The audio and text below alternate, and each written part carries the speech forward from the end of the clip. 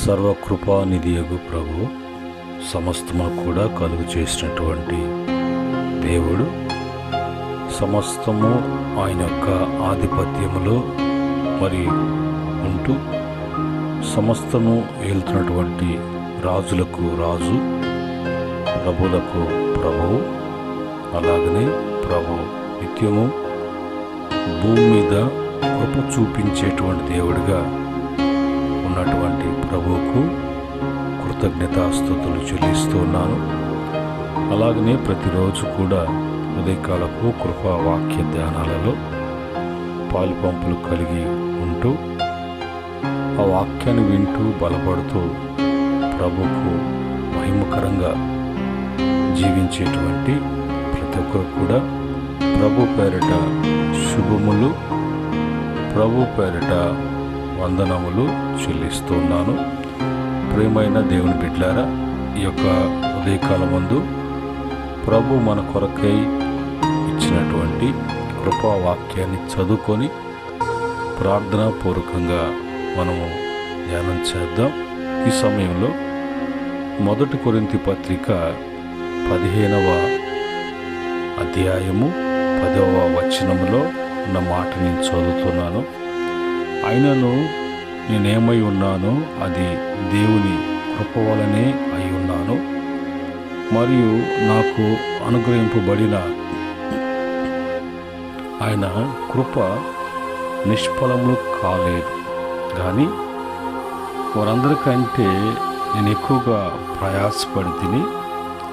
ప్రయాసపడినది నేను కాదు, నాకు తోడై ఉన్న దేవుని కృపయే. కృపా సత్య సంపూర్ణుడైనటువంటి మా ప్రభు నిత్యముగా కృప చూపిస్తూ కృప మహాదైశ్వర్యములో ప్రతి అవసరమును కూడా తీరుస్తూ నాయన మమ్మలను ప్రతినిత్యము కాచి కాపాడుతూ పోషించి సంరక్షణ కలుగు చేస్తూ మమ్మలను కృపను బట్టి జ్ఞాపకం చేసుకొని జీవింప చేస్తున్నటువంటి ప్రభు, ఈ సమయంలో మీ కృపావాక్యాన్ని మేము ధ్యానం చేసుకుంటుండగా మీరు దాసును మరుగుపరిచి మీరు మాట్లాడండి. పరలోక ప్రకటన ఉపదేశాన్ని మాకందరూ కూడా అనుగ్రహించండి. అటు భాగ్యములో మేము పునాది మీద కట్టబడినటువంటి నివాసములుగా ఈ లోకములో మీ మహిమ కొరకు జీవించే భాగ్యం దయచేయమని యేసుక్రీస్తు నామములో అడిగి వేడుకుంటున్నాము తండ్రి, ఆమేన్. ప్రియమైన దేవుని బిడ్డలారా, ఉదయకాలమందు దేవుని యొక్క కృపను గురించి మనము తెలుసుకుంటూ ఉన్నాం.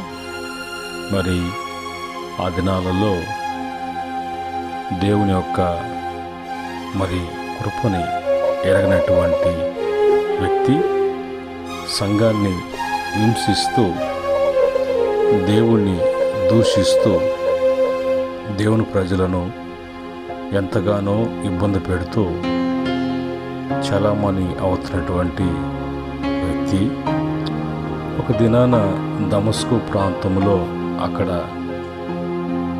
దేవుని యొక్క కృపను పొందుకున్నటువంటి భక్తులను వారిని నాశనం చేయుటకు అధికారం తీసుకొని ప్రయాణం చేస్తూ ముందుకు సాగుతున్నప్పుడు దమస్కు ప్రాంతంలో యేసు ప్రభు వారు అతన్ని దర్శించి అతను తన కొరకు అన్యుల మధ్యలో ఒక సాధనముగా ఆయన ఏర్పాటు చేసుకున్నటువంటి భక్తుడు, సౌలుగా ఉన్నటువంటి వాడు పౌలుగా ప్రభు కొరకు అతను తన జీవితాన్ని అప్పగించుకున్నాడు. అతను ఉన్నటువంటి భక్తులందరిలో కూడా ఎక్కువగా మరి దేవుని యొక్క సేవను, సంఘాలను, బిడలు ఎంతగా హింసించి బాధ పెట్టాడో అంతకు నూరింతలుగా దేవుని కొరకు, దేవుని యొక్క సేవ కొరకు, దేవుని పని కొరకు తాను అంతగా ప్రయాసపడటానికి అంతగా అతను హింసించబడటానికి, గాయపరచబడటానికి, తృణీకరించబడటానికి, మరణించటానికి కూడా సిద్ధపడి ఆయన ఎన్నో ప్రాంతాలు, ఎంతోమంది ప్రజలకు దేవుని యొక్క కృపావాక్యాన్ని మరి అందించారు. ఆయన చెప్పేటువంటి మాట ఏంటంటే, ఉన్నటువంటి యేసుక్రీస్తు వారి యొక్క శిష్యులందరికంటే ఎక్కువగా ప్రయాసపడింది నేనే దేవుని కొరకు అంటూ ఒక మాట అంటాడు. ఆయనను ప్రయాసపడింది నేను కాదు, దేవుని కృపయే అని అంటాడు.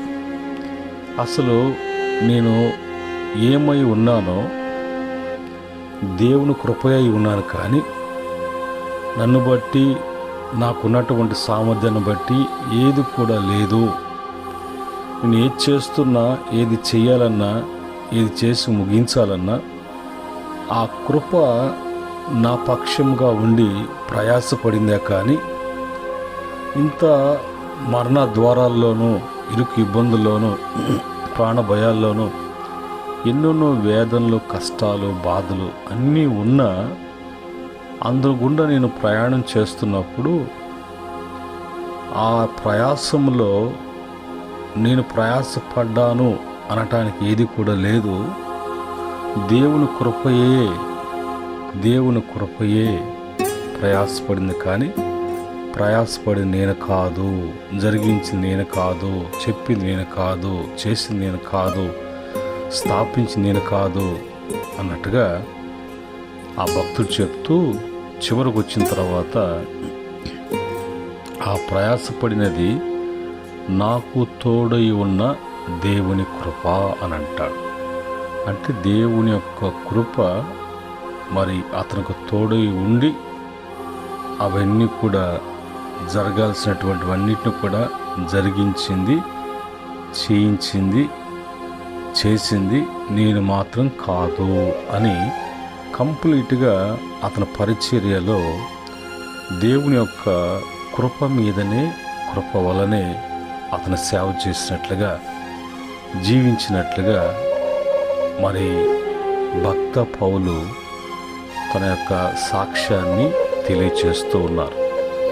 ఈరోజు మరి కృపను గురించి మనము చూసినప్పుడు, కృప అనేది తెలుగు టు తెలుగు తర్జుమా మనం చూసినప్పుడు, కృప అనేటువంటి పదానికి తెలుగు నుంచి తెలుగు అర్థము అనుగ్రహము, దయ, అనుకూలత, ఉపకారము. దీనికి మరి ఎగ్జాంపుల్గా ఎవరికైనా ఉచితముగా ప్రేమతో శ్రేయస్సు కోసం చూపే దయ, అనుగ్రహము, కృప. ఈ యొక్క మరి ఈ యొక్క కృపను గురించి గ్రీక్లో, అలాగనే హెబ్రీ భాషలో, ఇంగ్లీష్లో మనం చూసినప్పుడు, ఇంగ్లీష్లో గ్రేస్ అనేటువంటి పదము మరి వాడబడింది. గ్రీక్ వచ్చినప్పుడు కరీస్ అనేటువంటి పదాన్ని వాడారు. దీనికి కృప, దైవానుగ్రహము, ఉచిత బహుమతి, దయతో చేసిన ఉపకారము అనేటువంటి అర్థాలు ఇస్తారు తెలుగులో. హెబ్రూ భాషలో మరి కేయిన్ అనేటువంటి పదం వాడబడింది. దీనికి అనుగ్రహము, కరుణ, మంచితనము, దయ అనేటువంటి అర్థాలు ఇస్తున్నటువంటి పదం. మొత్తానికి మరి దేవుని యొక్క కృపను ప్రభు మనకు ఆయన చూపిస్తూ ఉన్నారు అని అంటే, ఆ కృప ఉన్నంత వరకు మనం అన్ని విషయాల్లో కూడా వర్ధిల్లటానికి, మనము అభివృద్ధి చెందటానికి, ఈ లోకంలో మన యాత్ర ముగించి ప్రభు యొద్దకు వెళ్ళేంత వరకు ఆ కృప లేనిదే. ప్రస్తుతం మనం ఉన్నటువంటి కాలము కూడా కృపాకాలం. ఈ కృపాకాలం తర్వాత ఈ కృపలోనే, కృపాకాలంలోనే కృపను బట్టి సిద్ధపరచబడి మనము ప్రభు యొద్దకు ఎత్తబడాలి. ఈ కృప వెళ్ళిన తర్వాత ఇంకా శ్రమల కాలము, అది ఈ యుగానికి అంతము అన్నట్టుగా. సరే, ఈ కృపను బట్టి మనము మరి తెలుసుకోవాల్సిన విషయాలు ఏంటి అంటే, వాక్యంలోకి వెళ్ళినప్పుడు మనము కొన్ని విషయాలు మనం తెలుసుకోగలం. రోమపత్రిక 12వ అధ్యాయము 3వ వచనములో, తన్ను తాను ఎంచుకోదగిన దానికంటే ఎక్కువగా ఎంచుకునక దేవుడు ఒకనికి విభజించి ఇచ్చిన విశ్వాస పరిమాణము తాను స్వస్థ బుద్ధి గలవాడగుటకై తగిన రీతిగా తాను ఎంచుకునవలెనని నాకు అనుగ్రహింపబడిన కృపను బట్టి మీలో ఉన్న ప్రతి వానితోనూ చెప్పుచూ ఉన్నాను. అంటే దేవుని కృప వలన నేను సమస్తం కూడా పొందుకుంటున్నాను. దేవుని కృపయే నాకు అవన్నీ కూడా అనుగ్రహించబడుతున్నది అనే విషయాన్ని మర్చిపోయి తన్ను తాను ఎంతవరకు హెచ్చించుకోవాలో, ఎంతవరకు మరి చెప్పుకోవాలో, ఉండాలో అంతకు మించి హెచ్చించుకుంటున్నావు, పెంచుకుంటున్నావు అంటే అది కృప మీద ఆధారపడి, కృప వలన కలిగేటువంటిది కాకుండా నిన్ను నువ్వు ఎక్కడికో వెళ్ళాలని, ఏదో చేయాలని అనుకోవద్దు. స్వస్థ బుద్ధి కలిగినటువంటి వారమై మనకు దేవుడు విభజించి ఇచ్చిన విశ్వాస పరిమాణ ప్రకారముగా ఆ స్వస్థ బుద్ధిని బట్టి తగిన రీతిలో మనము ఎంచుకోవాలి, తగిన రీతిలో ఆశించాలి. ఎందుకంటే నీకు ఆశపడినటువంటి ప్రాణిని అడుగు వాటికంటే, ఊహించిన దానికంటేనూ అత్యధికముగా, అంటే ఇవన్నీ కూడా కృప వలన లభించేటువంటిది.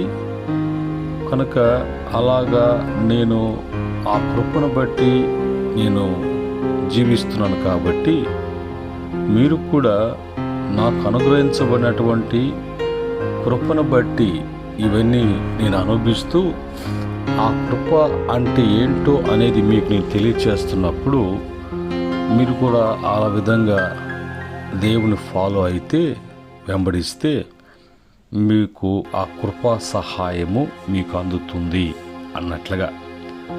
తర్వాత ఎఫెసీ పత్రిక 2వ అధ్యాయము 7-8 వచనాల ప్రకారంగా, క్రీస్తు యేసు నందు మనలను ఆయనతో కూడా లేపి పరలోకమందు ఆయనతో కూడా కూర్చుండబెట్టెను. మీరు విశ్వాసము ద్వారా కృపచేతనే రక్షించబడి ఉన్నారు. ఇది మీ వల్ల కలిగింది కాదు, దేవుని వరమే.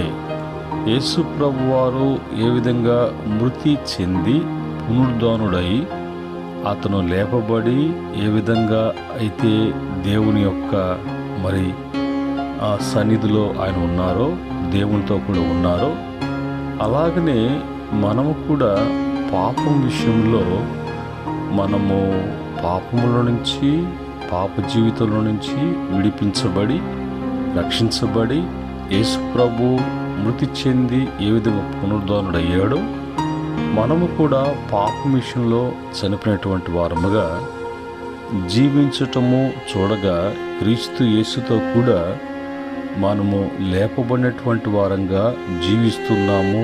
అంటే ఆ యొక్క భాగ్యము, ఆ యొక్క రక్షణ, ఆ కార్యము మరి దేవుని కృపచేతనే మన జీవితాల్లో కలుగు చేయబడినటువంటిది, జరిగినటువంటిది. కనుక మనము అది ఒకవేళ ఏ విధంగా ఆలోచన చేసినా కూడా ఆ ఆలోచనకు మరి ఈ కృపకు చాలా మరి పొందుకులేనటువంటిదిగా కనిపిస్తుంది. ఎందుకంటే కేవలం కృపచేతనే మనం దీనికి మరి చూసినప్పుడు 2వ అధ్యాయంలో 1 చూసినప్పుడు, పాపం చేత, అపరాధముల చేత సచ్చి ఉన్నటువంటి మీ జీవితాన్ని దేవుడు చూచాడు. ఆయన ప్రేమించి మిమ్మలను క్రీస్తు యేసుతో కూడా బ్రతికించటము, వెలిగించటము, తిరిగి మిమ్మల్ని లేపటము, మీ జీవితాలలో మరి ఎలాంటి మరణ బంధకాలలో బంధించబడినటువంటి వారుగా కాకుండా మీకందరూ కూడా మరి రక్షించినటువంటిది. ఆ రక్షణ అనేది కేవలము దేవుని కృప చేతనే. ఇది ఒక వరముగా మనకు ఇవ్వబడి ఉన్నది. కానీ మనకు రక్షణ లేకుండా, రక్షించబడకుండా, మరణం తప్పించబడి, పాతాళం తప్పించబడి, మనకు నిత్య జీవము మనం స్వతంత్రించుకోవటానికి, నిత్యంలో ప్రవేశించటానికి మన భక్తి, మన ప్రయాసము, మన నీతి కాదు, కానీ కేవలము దేవుని కృప చేతనే. అది మనం గుర్తు పెట్టుకొని జాగ్రత్తగా ఉన్నప్పుడు మన యొక్క పరిధి ఏంటో, మన హద్దులేంటో, మన లిమిట్స్ ఏంటో మనం తెలుసుకొని జాగ్రత్తగా కృపను బట్టి వర్ధిల్లటానికి దేవుని యొక్క సహాయము ఎల్లవేళలా మనకు అందించబడుతూ ఉన్నది. అలాగనే 2వ కొరింథీ పత్రిక 6:1 కాగా మేము ఆయన తోడి పనివారమై మీరు పొందిన దేవుని కృపను వ్యర్థము చేసుకోవద్దని మిమ్మల్ని వేడుకొనుచున్నాను. ఆ కృపను మనకు అనుగ్రహించిన తర్వాత నిష్ఫలం కాకూడదు, నిర్ధం కాకూడదు, వ్యర్థం కాకూడదు. భూమి మీద ప్రతి వస్తువు మీద సృష్టికర్త సృష్టించినటువంటి ప్రతి ఒక్క సృష్టి మీద ఆయన కృపను ఉంచినటువంటి దేవుడిగా ఉన్నాడు. ఆ కృపను మనకు ఇచ్చిన తర్వాత అది ఆ దినాలలో కొంతమంది ఆ కృపను వాళ్ళు నిరర్ధకం చేసినట్లుగా, వ్యర్థపరిచినట్లుగా, కామాతృత కలిగినటువంటి వారవై ఆ కృపలో ఉండి వర్ధిల్లకుండా వాళ్ళ కృపలోంచి తొలగిపోయినటువంటి సౌలు, కృప నిరర్ధకం చేసినటువంటి సంసోను, కృపలో నిలిచినటువంటి భక్తుల్లో మరి నిలిచినటువంటి వారు ఉన్నారు. దావీదు, మరి కృపలో జీవించినటువంటి పౌలు గారు, వీళ్ళు చెప్పేటువంటి అనుభవాలు, వాళ్ళ కృప నిరర్ధకం చేశారు, కృపలో నిలిచి ఉండలేదు, కృప నుంచి తొలగించబడి నానా బాధలు పడి వాళ్ళు వేతన పడాల్సినటువంటి పరిస్థితి వచ్చింది.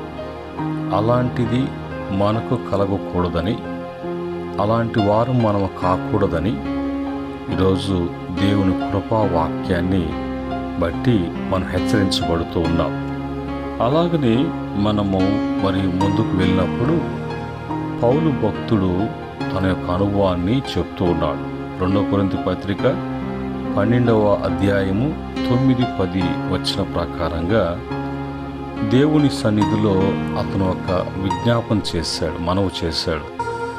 నాకున్నటువంటి నా యొక్క శరీర బలహీనతల నుంచి విడిపించు.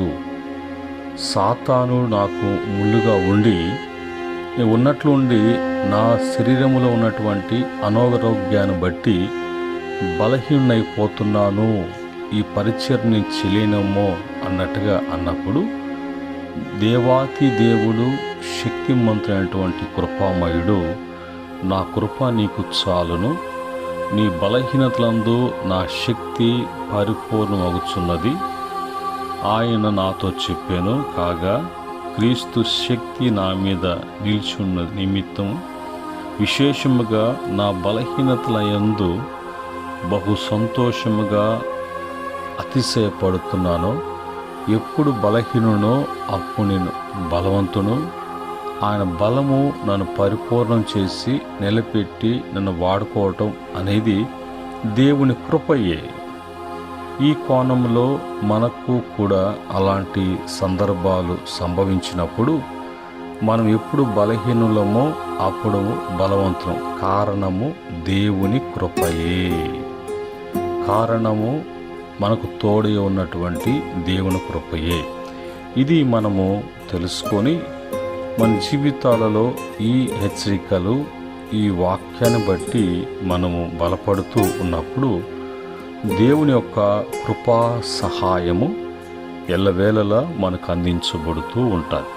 అలాగనే ఎఫెసీ పత్రిక 1:7 దేవుని కృప మహదైశ్వర్యమును బట్టి ఆ ప్రియుని యందు ఆయన రక్తం వలన మనకు విమోచన అనగా మన అపరాధములకు క్షమాపణ మనకు కలిగి ఉన్నది. దేవుని కృప మహదైశ్వర్యమును బట్టి ఈరోజు మనమంతా కూడా విమోచించబడ్డాం, మనమంతా కూడా రక్షించబడ్డాం, మనమంతా కూడా పోషించబడుతూ మన స్థితిగతులు కృపను బట్టి ఎదుగుతూ ఉన్నాం. ఇందులో ఎక్కడ కూడా మనము హెచ్చించుకోవటానికి, మనల్ని మనము కనపరుచుకోవటానికి ఎలాంటి అర్హత లేదు. కేవలము దేవుని కృపను బట్టి మనము ఉన్నాము అనే విషయాన్ని జ్ఞాపకం చేసుకోవాలి. ఆ తర్వాత హెబ్రీ పత్రిక 4:16 చెప్పినటువంటి మాట ప్రకారంగా గనుక మనము కనికరింపబడి సమయోచితమైన సహాయము కొరకు కృప పొందినట్లు ధైర్యముతో కృపాసనం యుద్ధకు చేరుదాము.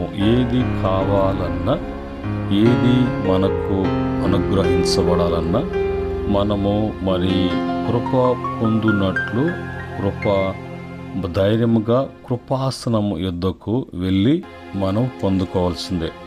లోకము, మనుషులు, ఆచారాలు ఉన్నటువంటి వేటిని కూడా లెక్క చేయక, వాటి వైపు చూడక మనము దేవుని వైపు చూసేటువంటి వారముగా ఆ కృప ఎల్లవేళలా మనల్ని అన్ని విషయాలు కూడా మేలు చేయనట్లుగా ధైర్యముతో కృపా ఆసనం యుద్ధకు వెళ్ళి ఆ కృపను పొందుకోవటానికి మనము సిద్ధపడాలని వాక్యం చెప్పేటువంటి మాటలు. దేవుని కృప ఎవరి పట్ల ఉంటుంది, ఎవరికి దేవుని కృప ఉంటుంది అంటే 1 పేతురు పత్రిక 5:5 చిన్నలారా, మీరు పెద్దలకు లోబడి ఉండుడి, మీరందరూ ఎదుటివాని ఎడల దీన మనస్సు అనే వస్త్రము ధరించుకొని మిమ్మును అలంకరించుకోండి. దేవుడు అహంకారులను ఎదిరించి దీనులకు కృప అనుగ్రహిస్తాడు. ఎప్పుడు కూడా కృపను పొందుకునేటువంటి వారు దీన మనసు అనేటువంటి వస్త్రము, ఆయన బలిష్టమైనటువంటి చేతుల క్రింద అణిగిమన్నటువంటి వారముగా ఆ తగ్గింపును బట్టి ఆయన కృప చూపించడమే కాకుండా అహంభావం కలిగినటువంటి వారిని ఎదిరించి అక్కడ మనల్ని కృపను బట్టి హెచ్చించేటువంటి ప్రభుగా ఉన్నాడు ఆ న్యాయాధిపతి అయినటువంటి కృపామయుడు. చివరిగా మనము చూసినప్పుడు బైబిల్ మొత్తం కూడా పత్రికల్లో కానీ సువార్తలో కానీ ఎక్కువగా పౌలు మహాశయుడు తన యొక్క పత్రికల్లో చివరి ఆ ఎండింగ్ పార్ట్ వచ్చినప్పుడు అతను పలికినటువంటి మాట ఎఫెసీ పత్రిక 6:24 ప్రకారంగా, అలాగే ప్రతి పత్రికలో చివరిలో ఆ మాటలు ఆయన రాస్తారు. మన ప్రభు అయిన యేసుక్రీస్తును శాశ్వతమైన ప్రేమతో ప్రేమించు వారికందరికీ కృప కలుగునుగాక అని అంటాడు.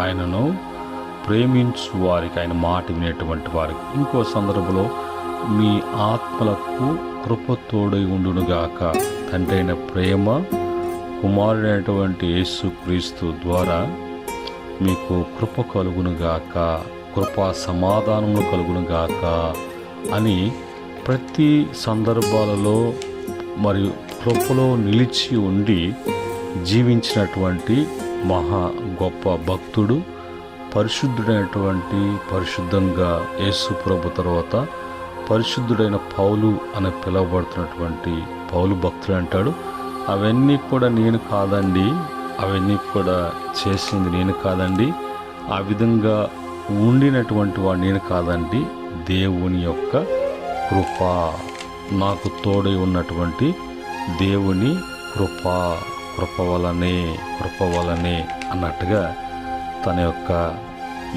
జీవితంలో గొప్ప జీవితాన్ని కృపను బట్టి జీవించి అనేక మందికి మాదిరికరముగా నేను క్రీస్తును పోలి నడుచుకున్న ప్రకారంగా మీరు కూడా నన్ను పోలి నడుచుకోండి అని ఒక సాక్ష్య జీవితాన్ని జీవించి చూపిస్తూ ఇవన్నిటికీ కారణము కృపయే అని చెప్పారు. మనము ప్రతిరోజు కూడా కృపా సన్నిధిలో కూర్చుంటున్నాం, కృపా వాక్యాన్ని ధ్యానం చేస్తున్నాం. ధైర్యముగా ఆ కృపను కలిగి ఉంటాను పొందుకోవటానికి కృపా ఆసనం వద్దకు మనం చేర్చబడుతూ ఉన్నాం. మనము కూడా ప్రతి విషయంలో కూడా విన్న వాక్యాన్ని బట్టి కృప మీదే ఆధారపడినట్లుగా, కృప పొందుకున్నట్లుగా దీన మనస్సు అనే వస్త్రమును అలంకరించుకొని బలిష్టమైనటువంటి ఆయన చేతులకు అప్పగించుకొని ఆయన ఎదుట మనము అణిగి మణిగినటువంటి జీవితాన్ని జీవించిన ప్రతి బిడ్డకు కూడా ఆయన విభజించి ఆయన విశ్వాస పరిమాణాన్ని మనకి ఇస్తూ, ఆ విశ్వాస పరిమాణాన్ని బట్టి కృపలో ఎదగటం కానీ, కృపలో ఫలించటం కానీ, కృపలో వర్ధిల్లటం కానీ అన్నీ కూడా ప్రభు యొక్క కృప మహదైశ్వర్యాన్ని బట్టి, మహిమైశ్వర్యాన్ని బట్టి ప్రభు మనకు కార్యాలు చేయడానికి ఇష్టపడుతున్నారు. అట్టి సహాయము దేవుని వలన ప్రతి బిడ్డ కుటుంబానికి కలుగునుగాక. ఆమేన్. ప్రేమగల తండ్రి, పరిశుద్ధుడా, ఉదయకాలం మందు మీ కృపను గురించి వివరించి మాకు బోధించినటువంటి మా బోధకుడా మీకు స్తుతులు చెల్లిస్తున్నాం. విన్న మాటలు బిడ్డల జీవితాలలో కృప పొందుకోవాలి. కృప అంటే ఏంటి, ఆ కృప ఎలాగ పొందుకోవాలి, పొందుకున్న జీవితం ఎలాగుంటుందో అన్నీ కూడా స్పష్టంగా మాకు బోధన చేశారు. ప్రభువా, ప్రతి బిడ్డకు కూడా బలపడటానికి కృపలో నిలిచినటువంటి సంఘముగా, కృపలో ఎత్తబడే సంఘములో బిడ్డలను చేర్చి వదిలింపచేయమని యేసుక్రీస్తు నామములో అడిగి వేడుకుంటున్నాము తండ్రి. ఆమేన్. పరమ తండ్రి దేవుని ప్రేమ, రక్షకుని కృప, పరిశుద్ధాత్మ యొక్క సహవాసం ఈ మాటలు వింటున్న బిడ్డలకును సకల పరిశుద్ధులకును ఆయన దాసులకును సదా తోడై నడిపించునుగాక. ఆమేన్.